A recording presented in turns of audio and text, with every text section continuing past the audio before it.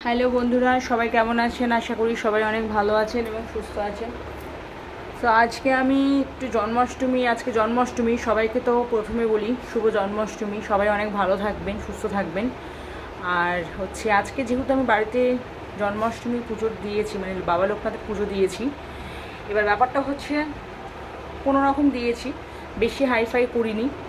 আর আমার ঠাকুরটা এইভাবে সাজিয়েছি, আমি এই যে এরকম করে সাজিয়েছি।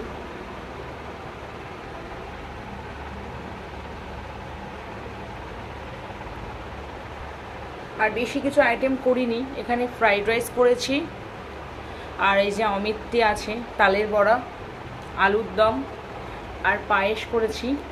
সেম জিনিস এখানে আর একটু ফল দিয়েছি, 5 রকমের ফল দিয়েছি। আর এখানে আমি ফ্রাইড রাইসটা যেহেতু আলাদা করে করেছিলাম, তো তার জন্য এখানে ঠাকুরের জন্য যেহেতু করেছিলাম, তার জন্য অল্প করে দিয়ে করেছি। আর এই হচ্ছে এদিকে বড় মা।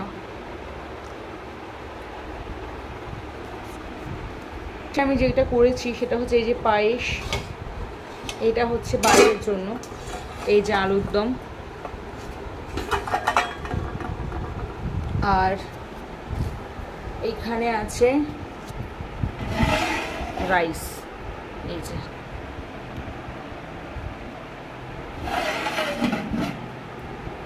এখানে আছে আমার ছেলে, এই তো মোমো।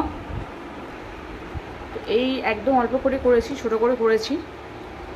দেখা যাক কেমন হয়েছে কি না হয়েছে, সেটা হচ্ছে কমেন্ট করে বলবেন।